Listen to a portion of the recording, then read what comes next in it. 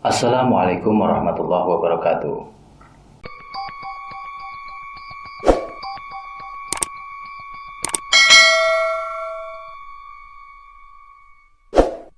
Selamat datang kembali di channel Ngulik Horor. Semoga sahabat Ngulik Horor senantiasa diberikan kesehatan dan juga kemudahan di dalam menjalani kehidupan sehari-hari. Pada kesempatan video kali ini, Ngulik Horor akan bercerita tentang melahirkan setelah kematian. Kisah seorang ibu melahirkan setelah dinyatakan meninggal dan dikuburkan. Kisah ini diambil dari kisah nyata yang ditulis oleh Aisyah Kanaya Azhar. Nama penulis juga sudah saya sertakan di dalam kolom deskripsi.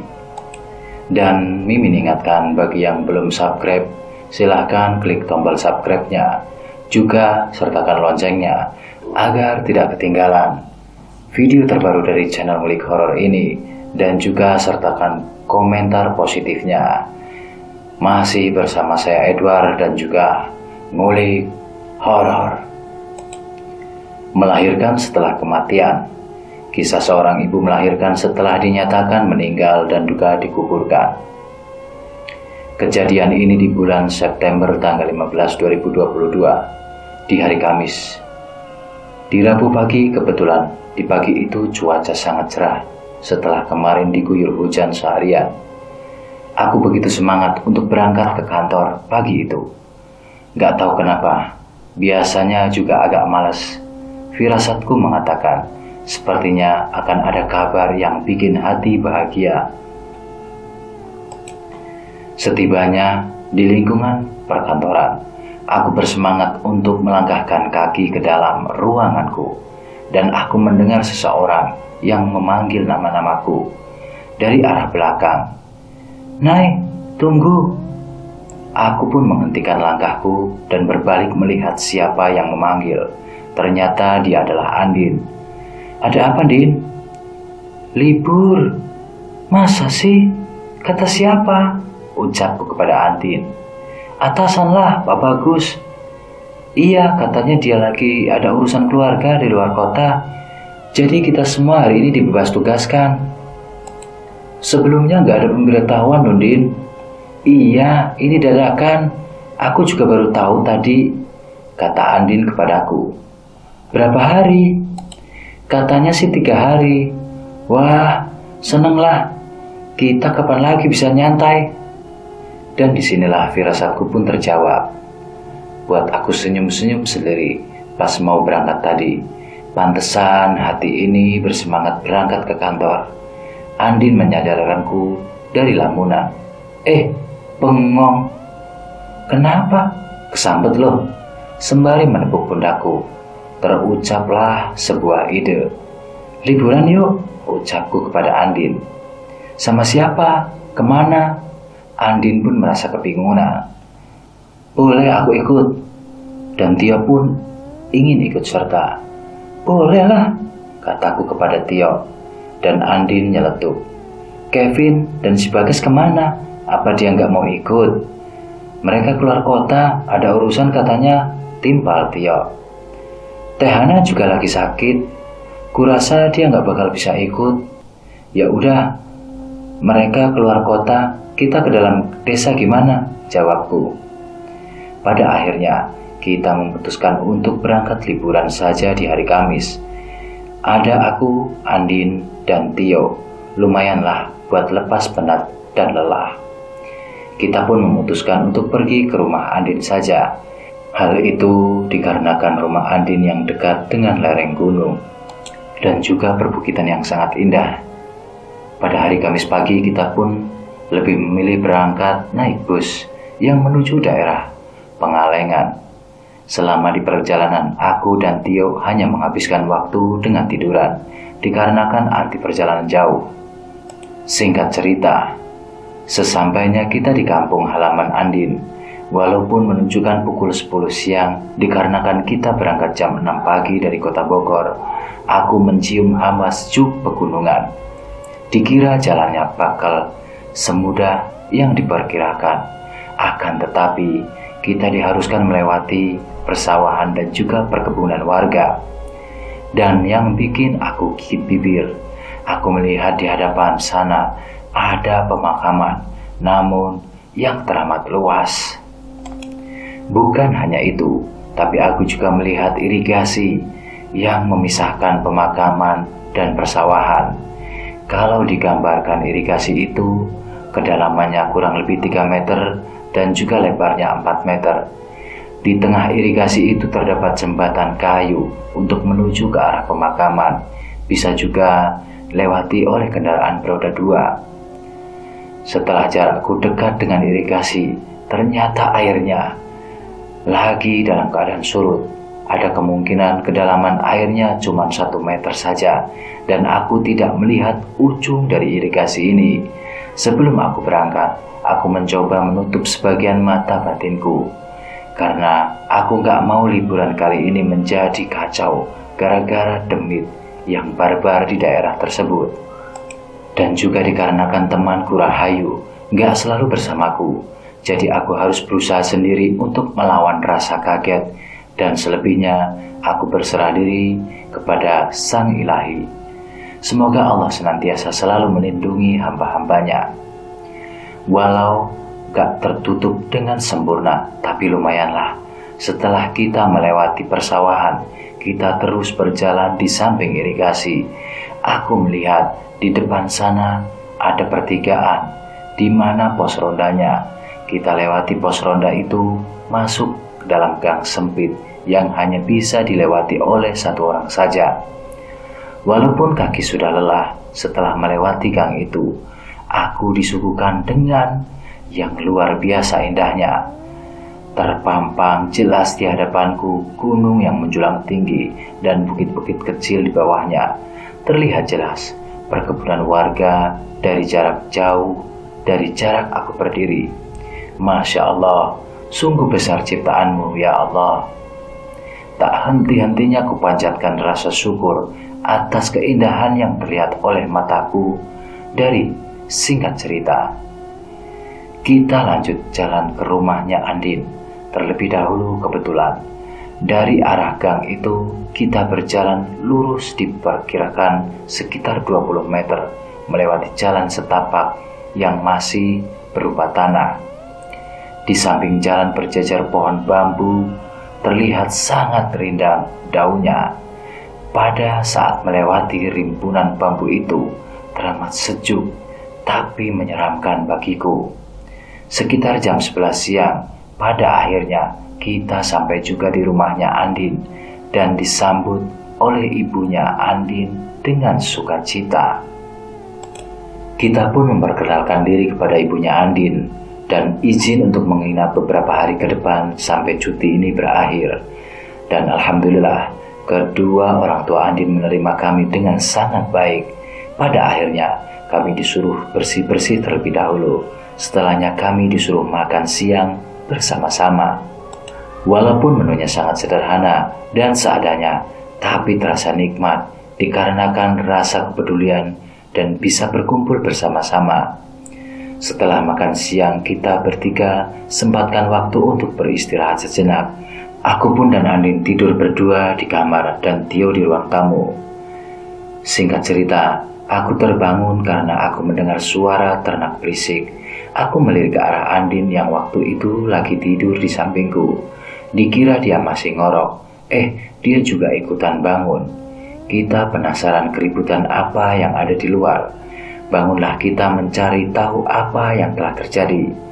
Setibanya di teras rumah, aku melihat Tio lagi berdiri kebingungan.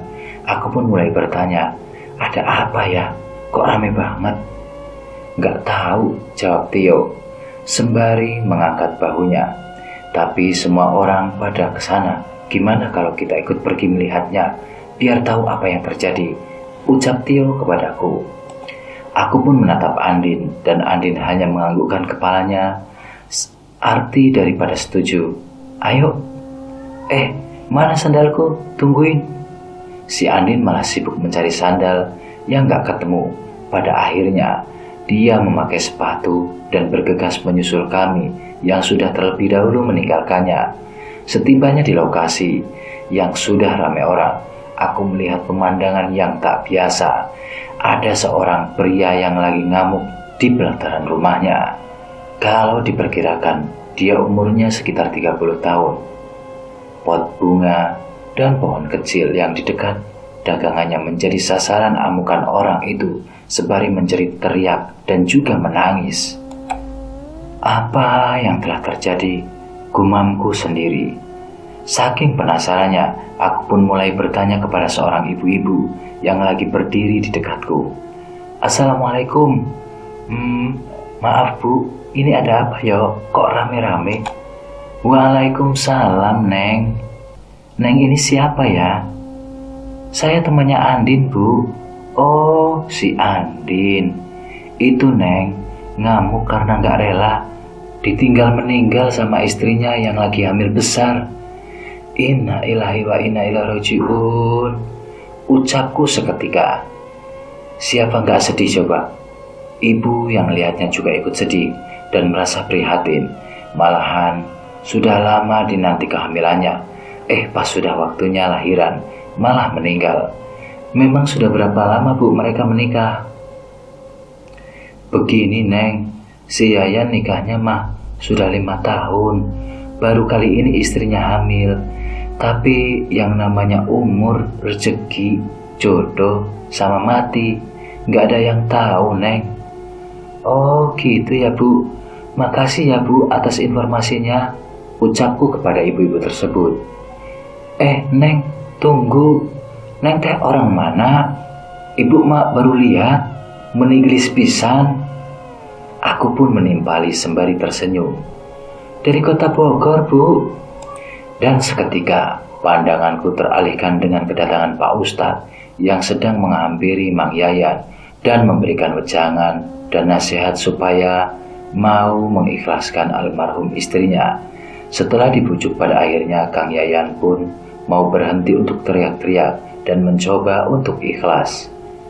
Singkat cerita, waktu itu pukul 5 sore, di mana jenazah sudah dimandikan dan dikafani. Orang yang ditugaskan untuk menggali makam sudah memberitahu kalau sudah selesai.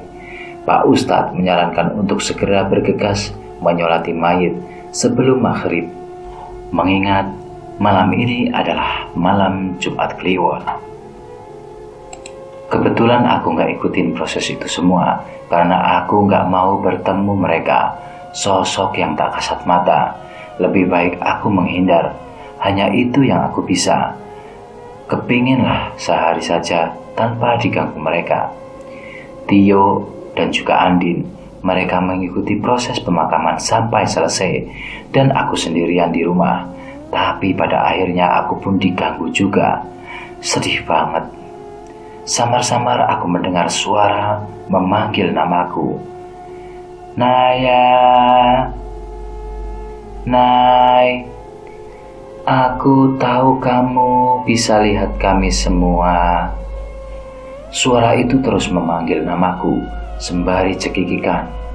Duh, berisik Tan, gak ada kerjaan. Hobimu cuma ganggu orang aja.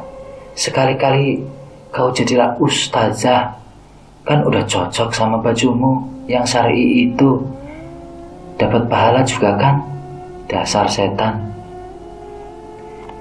Itu setan malah semakin ngeledek, ketawanya makin kencang, bikin telinga sakit. Aku pun dibikin gelagapan dan dibikin merinding. Aku mencoba tutup telinga pakai bantal, sampai pada akhirnya aku dikejutkan oleh kedatangan Tio dan juga Andin. Woi, lagi ngapain? Kamu kok sembunyi di balik bantal? Tahu nih, emang kamu kenapa, Nay? Dan Tio pun ikut bertanya sembari mengagetkanku. Aku mencoba mengalihkan pertanyaan mereka. Gimana prosesnya pemakamannya? Lancar? Ya, sepertinya sih. Walau pas si mayit mau dimasukin ke liang lahat, Kang Yayan sempat ngamuk dan histeris sampai jatuh pingsan. Aku hanya terdiam menyimak cerita dari Andin. Apa bayinya juga ikut meninggal? Kan usia kandungannya sudah 9 bulan, ucapku. Kata Bu Bidan, bayinya sih sudah meninggal di dalam kandungan. Setelahnya ibunya nyusul, timpal Andin. Ibunya menderita penyakit komplikasi, Nay. Aku dan Tio berucap, masa sih? Ya itu yang aku dengar. Andin pun menyawitnya. Setelah terdengar berkumandang azan maghrib, kami bertiga menghentikan obrolan sementara. Setelahnya Andin berucap, apa kamu mau ikut ke rumahnya Kang Yayan, Nay, untuk mengadakan pengajian? Maaf, lagi dapet, kataku kepada Andin. Oh, ya sudah, biar aku sama Tio saja yang ke sana. Ibu sama bapak kemana, Din? Kurasa mereka juga di rumah Kang Yayan, Nay. Berarti aku sendirian lagi dong di rumah. Kemudian mereka berdua pun mengangguk. Nasib, kok gini amat ya, gumamku sendiri di dalam hati. Waktu menunjukkan pukul 8 malam, orang rumah belum juga pulang dari rumah Kang Yayan. Pada akhirnya, aku beranjak keluar rumah, menghirup udara sejuk di malam hari. Terlintas sebuah keinginan untuk jalan-jalan pada malam itu, sembari menghirup udara sejuk di malam ini. Langkah demi langkah, kutelusuri jalan yang berbelok, mengarah ke arah gang sempit, dan tak terasa sudah berada di tempat irigasi. Serasa aku tidak sadar dengan langkahku sendiri.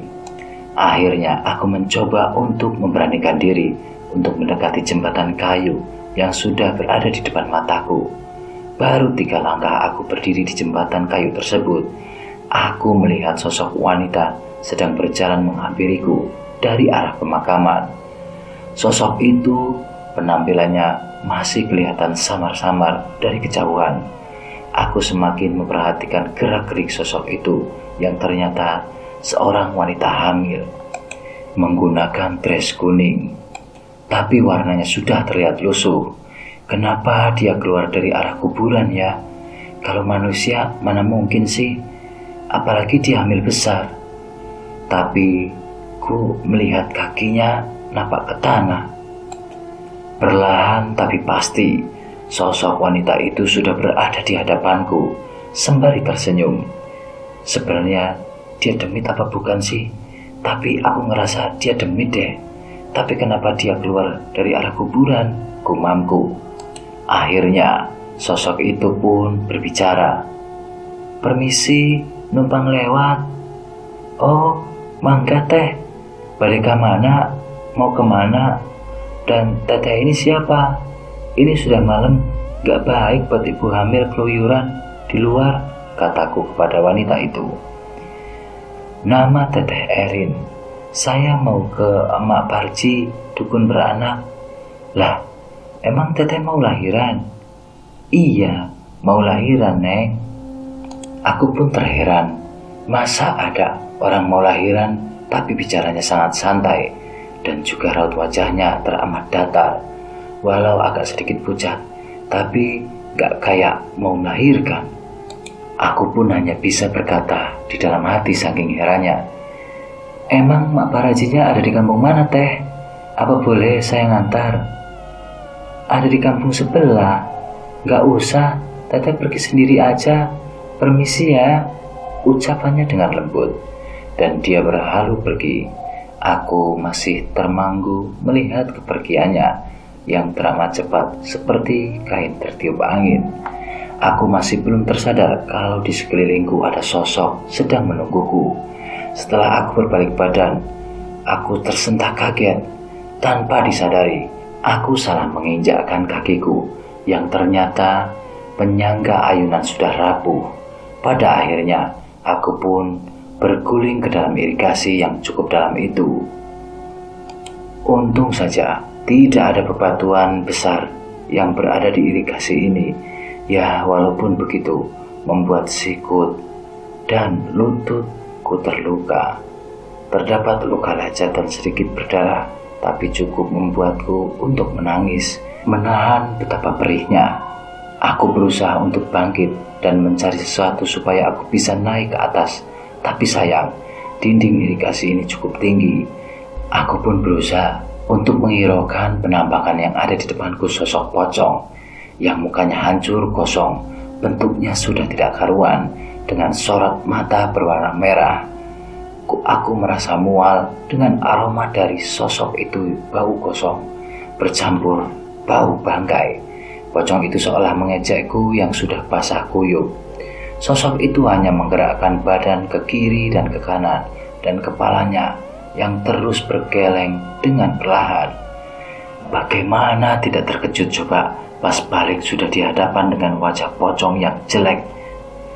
Jengkel. Cong, dasar bajigur lo, kagetin gue aja. Tiap lihat muka lo, Cong, gue selalu apes bawaannya. Mau tak tampol pakai sandal, biar kamu juga merasakan apa yang aku rasakan, pocong. Aku pun hanya bisa menggerutu.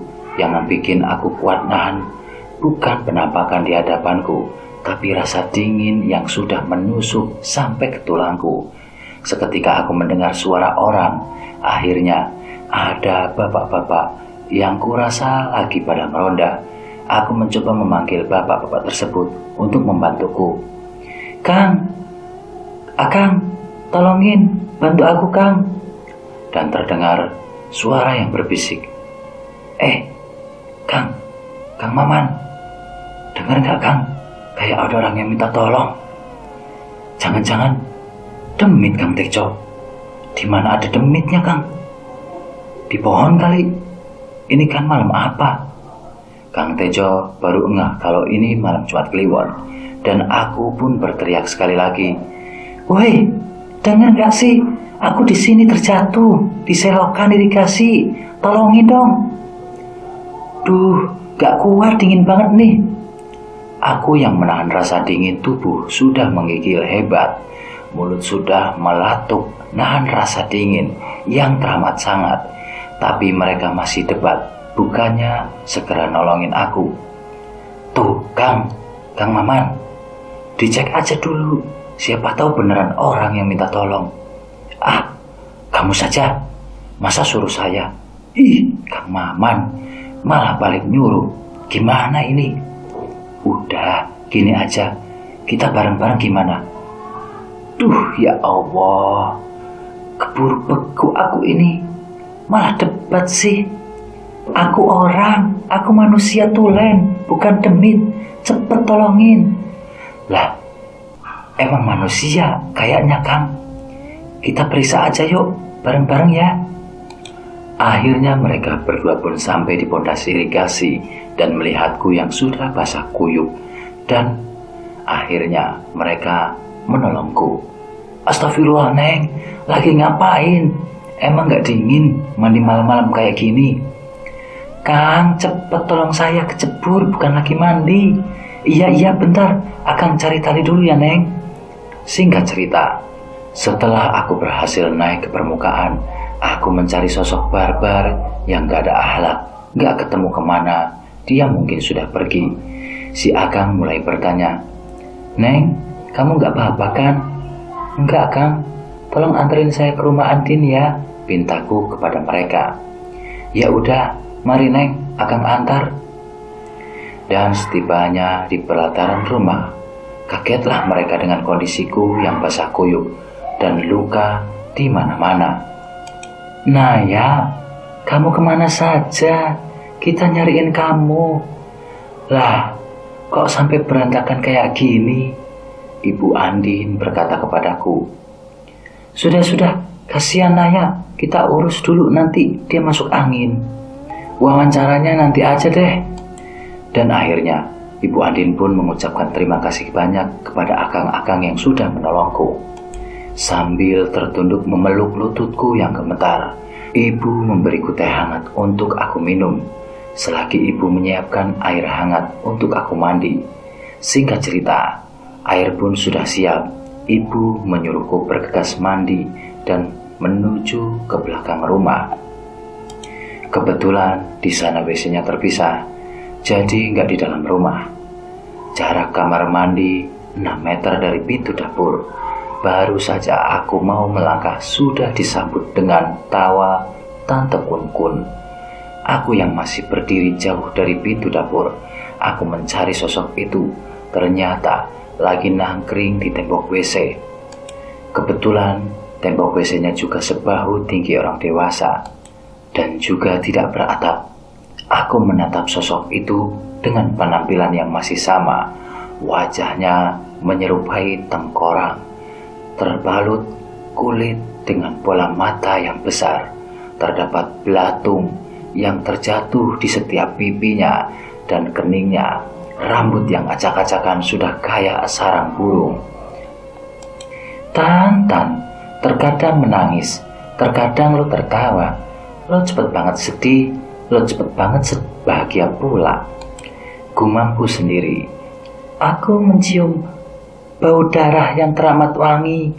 Aku ingin untuk mencobanya, kata sosok itu. Darah. Ya Allah, aku sampai lupa kalau aku lagi dapet. Aku hanya bisa garu-garu kepala yang sudah basah dan habislah kesabaranku. Tadinya mau aku lempar pakai sandal. Seketika tanganku ditarik, yang ternyata itu Ibu Andin yang menyuruhku untuk segera masuk ke dalam dapur. Dan aku pun menurutinya saja. Dengan tergesa-gesa, si ibu menutup pintu dengan keras dan menguncinya dengan napas yang tersengal-sengal. Aku hanya diam terpaku dengan kelakuan si ibu. Walau pintu dikunci, kan setan bisa masuk, bisa nembus, gumamku. Dan aku mulai bertanya, "Lah, ibu kenapa? Kamu gak dengar apa? Ada suara Kunti di luar. Orang ibu dengar suaranya kok." Kayaknya bukan aku saja yang mendengar suara Mbak Kun-kun, tapi seisi rumah juga mendengarkannya. Dan akhirnya ibu memintaku untuk bersih-bersih di dalam dapur saja. Kebetulan lantai dapur juga masih berupa tanah. Ya, mau gimana lagi, dengan terpaksa bersihkan diri di dapur dengan super kilat. Dan kurasa Kunti itu sudah menjauh. Suaranya juga gak kedengaran lagi. Singkat waktu, pada saat makan malam yang tertunda gara-gara aku menghilang katanya, aku pun dihajar berbagai pertanyaan sama semua, termasuk Ibu Andin. Aku menjelaskan secara detail kepada mereka dengan apa yang telah menimpaku, dan ibu mulai bertanya, "Naya, ibu tadi lihat kamu, kok malah ditetap Kunti itu? Emang kamu gak takut?" "Jangan khawatir, Bu. Naya kan temennya Demit," jawab Andin sembari cengengesan. Dengan rasa kesal, aku lempar handuk kecil ke arah mukanya si Andin. "Wah, kampret loh. Mulutmu kalau ngomong disaring dulu apa?" Kedua orang tua Andin hanya bisa ketawa saja. Dan pada akhirnya, setelah menyelesaikan makan malam, kita pergi tidur. Alhamdulillah, di malam itu gak ada gangguan. Dan keesokan harinya, warga mendatangi rumah Kang Yayan dengan suara berisik. Mereka melewati depan rumahnya Andin. Ibu bertanya kepada salah satu warga yang gak sengaja lagi lewat di depan rumah, Bu Hasnah, sini dulu." "Apa? Mendingan kita ke rumahnya si Yayan." "Emangnya ada apa di rumah si Yayan?" "Ini sih masih katanya, tapi belum jelas juga. Udah kita kesana aja yuk," saran Bu Hasnah kepada Ibu Andin. Pada akhirnya kita nggak mau ketinggalan dan sekaligus rasa penasaran juga. Sampainya kami di depan rumah Kang Yayan, kami melihat ada Bi Ija yang katanya emak Paraji atau dukun beranak, sembari menggendong bayi yang masih merah. Karena rasa penasaranku, aku, Andin, dan juga Tio lebih mendekat ke arah teras rumah Kang Yayan dan menyimak dengan apa yang sudah terjadi. Kebetulan ada Pak RT juga di dalam rumah. Bi Ijah pun bercerita, "Tadi malam rumah Bibi ada yang ngetuk pintu, padahal Bibi sudah tidur. Jadi terbangun karena suara ketukan yang gak berhenti-berhenti itu. Dikarenakan Bibi tinggal sendiri di rumah, ya Bibi mau gak mau harus buka pintu tersebut. Setelah dibuka pintunya, ada seorang wanita yang lagi hamil besar. Dan Bibi bertanya, Neng ini siapa? Dan mau apa malam-malam? Maaf mengganggu, Bi, saya Erin dari kampung sebelah. Saya mau minta tolong. Saya mau melahirkan di sini. Apa Bibi bisa bantu? Bisanya Bibi dibantu sama bidan, Neng. Tolong ya, Bi. Waktu saya tidak banyak. Saya kepingin bayi ini selamat. Tolong, Bi. Saya mohon. Duh, gimana nih? Apa saya tolongin aja dulu ya? Tapi kalau terjadi sesuatu gimana ya? Bi Ijah pun merasa kebingungan harus mengambil keputusan apa yang diambilnya. Gak bakal terjadi sesuatu terhadap saya, Bi. Bibi tolong saja bayinya, ucap wanita itu lagi. Ya sudah, sini masuk. Kamunya berbaring saja dulu di sana. Pada akhirnya, Bi Ijah mengabulkan keinginan wanita yang bernama Erin itu. Walau masih ragu, Bi Ijah menunjuk ke arah ranjang yang beralaskan tikar. Kemudian Bi Ijah pun berkata, Bibi tinggal dulu ya, Neng, mau ke belakang ambil air hangat. Setelahnya Bi Ijah kembali dan melihat proses melahirkan yang teramat mudah dan juga lancar.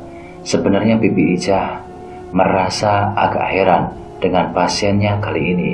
Dengan sekali ngeden, sang cabang bayi keluar dengan selamat dan terucap hamdalah dari mulut si Bibi. Bi Ijah tidak melihat raut kesakitan dari wajah wanita itu atau suara rengekan. Beralih fokus ke sang bayi. Selamat ya, Neng, bayinya gemuk dan juga sehat. Cantik seperti mamahnya. Sebari menyodorkan sang bayi ke pelukan ibunya. Dan setelah semua selesai, Bi Ijah pamit mau ke belakang, mau mengambil air bersih. Baru 4 langkah dari tempat wanita itu melahirkan. Tidak sengaja, Bi Ijah mendengar wanita itu berucap, sembari mengecup kening pipi sang bayi. Maafkan Mama ya, Neng. Mama gak bisa menjaga kamu, membesarkan kamu, merawat kamu. Asal kamu tahu aja, Mama begitu menyayangimu. Anak Mama yang cantik, kamu hadiah yang terindah untuk Mama dan Ayah. Maafkan Mama yang harus pergi dari sisimu ya, Nak. Bi Ijah tak menghiraukan perkataan wanita itu. Dia berlalu pergi ke dapur untuk mengambil air bersih. Setelah dari dapur, Bi Ijah pun sudah tidak melihat sosok wanita itu lagi. Kemana dia pergi? Dan sang bayi pun menangis kejer terbaring sendirian. Bi Ijah mengambil alih untuk segera menggendong sang bayi supaya terhenti dari tangisannya. Bayi ini seakan merasakan kesedihan yang teramat sangat. Bi Ijah berusaha untuk menenangkan sang bayi, tapi selalu gagal. Di setiap dicoba tak membawakan hasil. Sampai pada akhirnya terdengar suara azan subuh yang bersautan. Bayi itu pun terlelap. Bi Ijah tertunduk lemas karena semalaman dia tidak tidur dan tertunduk di ranjang tempat di mana semalam telah menolong sosok wanita misterius itu. Sembari menggendong bayi yang masih merah itu, Bi Ijah meraba tikar yang bersih, tidak ada noda darah sama sekali. Dan tanpa disengaja, Bi Ijah menemukan sebuah KTP dan sepucuk surat yang dimana di KTP itu tercantum atas nama Yayan Supriyadi. Di keesokan harinya, Bi Ijah beserta bayi yang ada digendong mendatangi alamat yang tertera di KTP tersebut, yang ternyata berada di desa sebelah. Sudah tanya sana sini, pada akhirnya ketemu alamat yang dituju, dan sekarang Bi Ijah berada di sini ingin memberikan bayinya ke Kang Yayan. Semua warga yang menyimak hampir tidak percaya atas apa yang dikatakan Bi Ijah, dan terdengar desas-desus dari warga yang mengatakan, masa bangkit dari kubur hanya untuk melahirkan? Iya benar, kan baru saja kemarin sore dikuburkan. Ih, kok serem ya, jadi merinding aku. Hanya hal itu yang aku dengar dari mulut warga. Aku sempat teringat kejadian semalam yang menimpaku. yang dimana aku bertemu dengan sosok wanita yang datang dari arah kuburan yang katanya mau melahirkan. Apa jangan-jangan sosok itu yang dimaksud Bi Ijah ya? Soalnya nama dan ciri-cirinya sama, yaitu Erin, pikirku di dalam hati. Aku masih melihat Kang Yayan terdiam, terpaku, melihat sang bayi yang masih digendong Bi Ijah. Dengan gesit, Bi Ijah menyodorkan bayi ke arah Kang Yayan. Kang Yayan berucap, "Bi, jangan bohongin saya, Bi. Istri saya baru aja meninggal kemarin sore, Bi. Tanah kuburannya masih basah, Bi. Dan itu tidak mungkin." Bi Ijah kembali merangkul bayi yang sudah mulai menangis. "Baiklah, Bibi tidak akan memaksa. Tapi sebelum Bibi pergi, coba dibaca dulu surat yang Bibi temukan beserta KTP ini. Siapa tahu bisa jelasin ini semua." Pada akhirnya, Kang Yayan mau menerima surat tersebut dan mulai membacanya. Seketika pecah tangis dari Kang Yayan setelah selesai membaca surat tersebut, dan segera meminta bayinya untuk digendong oleh Kang Yayan. Warga, termasuk aku yang menyaksikan momen itu, hanya bisa bertanya-tanya apa isi tulisan surat tersebut. Kang Yayan berkata, "Ini anakku, Pak RT. Anak kami berdua. Anakku belum saatnya meninggal, dan almarhum Erin diizinkan untuk kembali ke alam dunia. Hanya sekedar melahirkan anak kami yang masih diberikan kehidupan." Masya Allah, Subhanallah, walhamdulillah. Puji syukur kepadamu ya Allah. Tiada yang mustahil di dunia ini. Kalau Allah sudah berkehendak, maka terjadilah. Singkat waktu, kami kembali pulang ke rumahnya Andin untuk membahas perjalanan liburan kita, dan aku menolak untuk pergi. "Lah, kenapa, Nay?" ucap Cipto. "Lemes badanku, perutku rasanya gak enak banget. Kalian aja deh ya yang pergi." "Kok bisa? Kita periksa yuk," ucap Tio lagi. Dan Andin menjawab, "Penyakit wanitamu dibawa ke dokter." "Lah, emang selalu seperti itu ya?" timpal Tio. "Aku gak apa-apa, kalian pergi saja. Nanti aku minum air hangat, pasti agak baikan." "Bener nih kita tinggal, jadi gak seru deh," jawab Andin. "Soalnya ibu sama bapak lagi di ladang." "Apa benar kamu mau ditinggal di rumah sendirian?" "Iya bawel, udah sana pergi." Akhirnya mereka berdua pun pamit pergi. "Nay, kita pamit dulu ya. Bye, Nay." Aku pun terkulai lemas di kasur, sembari miring kanan sambil menahan perutku yang teramat sakit. Ada seseorang yang memelukku dari arah belakang, sembari menanggapi perutku yang lagi sakit. Tercium bau harum yang menenangkan, dan aku membiarkan sosok itu memelukku, dan rasa sakit perlahan berkurang. Aku pun berbalik arah ke sosok yang masih memelukku. Begitu dekat jarak kami, cuman 2 jengkal. Wajah kami saling bertemu tatap. Aku menatap bola mata yang indah, wajah yang sangat tak asing lagi bagiku, wajah yang tampan yang selalu membuatku susah untuk dijelaskan. Dia pun tersenyum manis dan terucap, "Apa masih sakit perutnya?" Aku cuman menggelengkan kepala. Dia malah semakin tersenyum, memperlihatkan deretan gigi putihnya dan mengelus pucuk kepalaku. Tak terasa, aku pun terlelap. Setelahnya aku gak ingat lagi. Aku pun terbangun setelah mendengar ada seseorang dari arah dapur. Kurasa ibu lagi masak. Soalnya tercium bau harum masakan. Pada akhirnya aku pun terbangun untuk menghampiri ibu yang lagi masak. Siapa tahu butuh bantuan. Setibanya aku di dapur, ternyata bukan ibu, tapi dia. "Kamu sudah bangun, Nay?" ucapnya. Aku tidak menggubris ucapannya, tapi malah memperhatikan masakan yang sudah terhidang di atas meja. Aku terheran-heran, dapat bahan untuk masak dari mana? Jangan-jangan dia mencuri. Tak sadar dengan lamunanku, pipiku dijepit gemas, dan dia bilang, aku tidak mencuri. Lah, terus kalau gak nyuri, dari mana semua masakannya tersaji di meja? Ucapku. Aku ya masak lah, katanya. Sejak kapan kamu bisa masak? Jangan ledek, walaupun aku setengah jin, aku juga punya ibu manusia. Aku belajar dari dia. Oh, dan aku cuman jawab oh saja. Terus, beli bahannya dari mana? Seketika dia tertawa sembari berkata, sorry, aku ambil duit dari tasmu. Apa?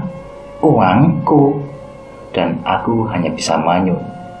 Iya, nanti aku ganti. Masakan sudah terhidang, sini, cicipin dulu.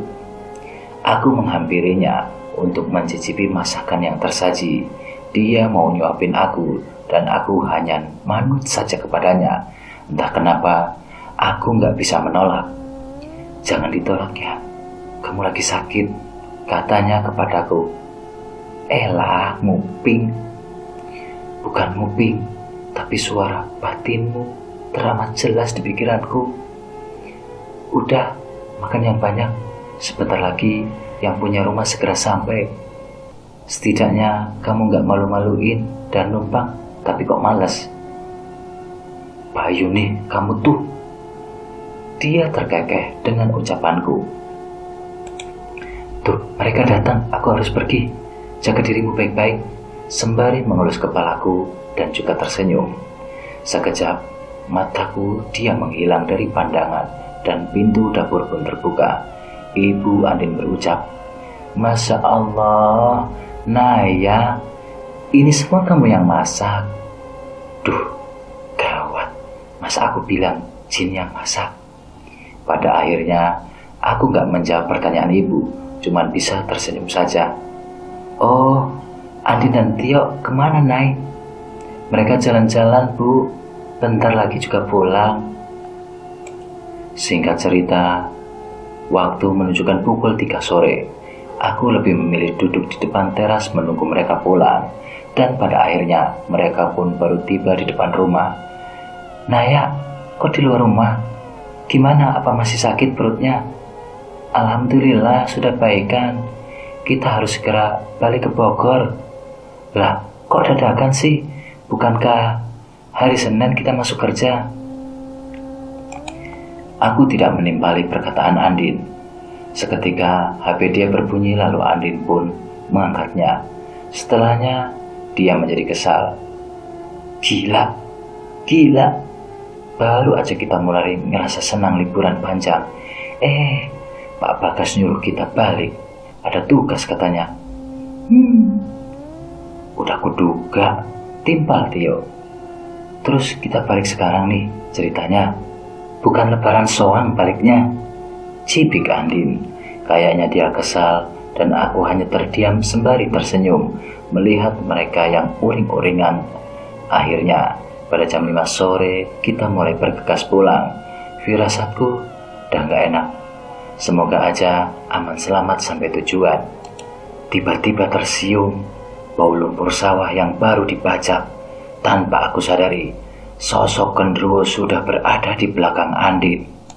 Dan yang pertama melihatnya adalah Tio, sampai dia terjatuh di kubangan lumpur karena dia sangat ketakutan. Aku pun melihat apa yang Tio lihat. Sosok itu memegang bahu Andin dan si Andin terdiam matu. Sebelum itu terjadi, sebuah cahaya menghantam sosok itu sampai terpental dan Andin pun jatuh tak sadarkan diri. Serentak, aku menangkap tubuh yang hampir nyungsep ke kobangan lumpur sementara Tio meringkuk ketakutan dengan kondisi yang sudah kotor. Aku teriak minta tolong. Akhirnya ada beberapa orang yang membantu. Aku meminta untuk diantarkan kembali ke rumah Andin. Setibanya Ibu merasa shock dengan apa yang telah terjadi dan bertanya, "Andin kenapa, Nay?" "Nanti aku ceritain ya, Bu. Kita bawa masuk aja dulu." "Kamu, Tio, lebih baik kamu mandi dulu." "Nay, gua takut, Nay. Lo tahu kan kondisi gimana kamar mandinya, Nay." Kemudian Bapak Andin pun berucap, "Biar Bapak yang antar." "Duh, maaf Pak, jadi ngerepotin." Akhirnya aku ceritakan semua apa yang terjadi. Bapaknya Andin menyarankan besok pagi aja kembali ke kota Bogor, dikarenakan kampung ini masih wingit. Beliau pun bercerita secara gamblang tentang asal-usul kampung yang sekarang ditempati sampai terkenal wingit itu. Dan bila mana ada kesempatan, sang penulis cerita akan mengisahkan dan membahasnya di sesi berikutnya. Dan cerita ini pun ditutup Tio yang selesai mandi. Sekali lagi terima kasih saya ucapkan bagi para penonton ngulik horor yang setia hingga akhir cerita ini. Dan mohon perkenankan diri kalian untuk berikan komentar positifnya agar channel ini bisa tumbuh menjadi lebih baik ke depannya. Dan juga nantikan segera ceritanya di channel kesayangan kita ini, Ngulik Horor. Edward mengucapkan terima kasih bersama Ngulik Horor. Wassalamualaikum warahmatullahi wabarakatuh.